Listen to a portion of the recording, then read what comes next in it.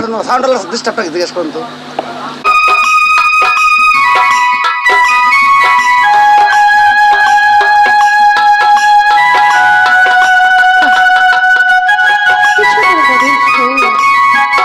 জানো ওই সুর আমাকে ডাকছে, সেই বাঁশির সুর।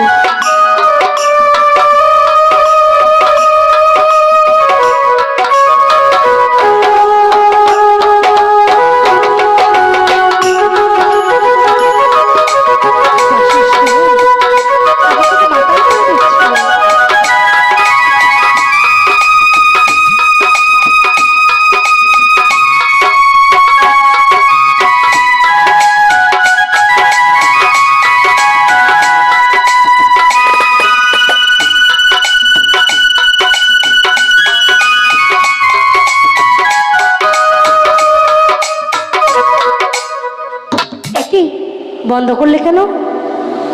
তোমার বাঁশির সুরে আমার মনোপ্রাণ যে পাগল হয়ে গেছে। আরেকটু বাজাও না, আরে বাজাও না।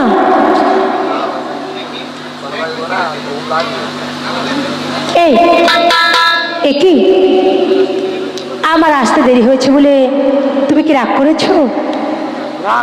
দাদি না আমাকে আসতে দেয়নি। এই এদিকে একটু ঘুরো না, অনেক অভিমান হয়েছে তাই না? এই দেখো আমি কান ধরে বলছি, আর দেরি হবে না, একটু ঘুরো না। আরে বাবা এদিকে অনেক রাগ করেছি, একটু ঘুরো না। আমার না ভুল হয়ে গেছে, এই আমি কান ধরছি। এই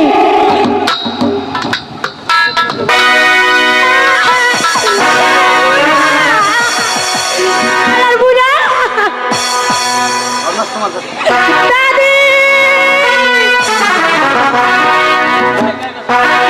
দাদি শালার বুড়া কি হয়েছে? আপনার চিল্লাইতাছ আজকে? দাদি হয়েছে দেখো না দাদু আমার সঙ্গে দুষ্টুমি করছে। কেন, কি করছে? ওই একটু বাঁশি বাজাইছে, তাতে কি হয়েছে? আরে না, তুই ঘরে থাকবার পারিস না, বাঁশি ছুঁড়ে চইলাইতা। আরে তোমার নাতি সুগার চিকিৎসা করলাম, আর সুগার চিকিৎসা করলাম, আর সব ছাত্রী ধরা পড়ে গেছে। কি ধরেছ তুমি?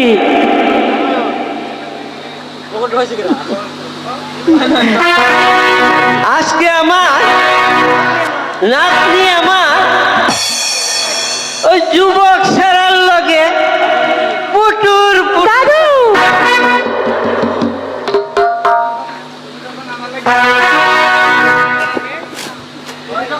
তুমি যখন আমার তুই তোমার দাদার হাতে কুটুর কুটুর করছিলে, দাদি জন্ম না ছিল না, কেন আবার আমার ডাক পড়তেছ? তুমি যা বলো না দাদি। এই বুড়ার সাথে এই দাদু না আমাকে বোকা বানিয়েছে, তুমি এর বিচার করো দাদু। দাদি ওই হুনে দাদু আর দাদি একই কথা, ওটা না কোনো ব্যাপার না। আমি কাল কত কিছু কইলাম, যেটা মনে হয় রয়ে গেছে। আর আর কিন্তু ওই নদীতে কিন্তু আর যাইস না, জোয়ার আইছে।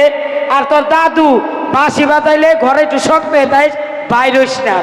যাই এখন একটু ফাঁক ফাঁক থাকিস, যাই যাই।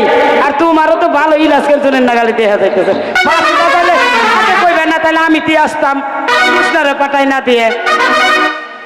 তোমার প্রতি আমার আগের আকর্ষণটা নাই।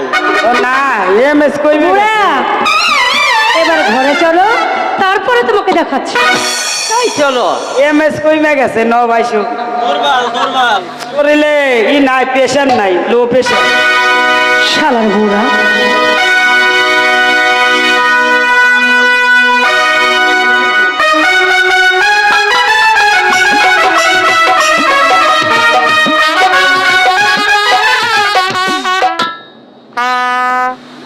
বাহ, কত সুন্দর এই নদীর পাড়, কত সুন্দর দেখতে এই কদম্ব তরুলতা।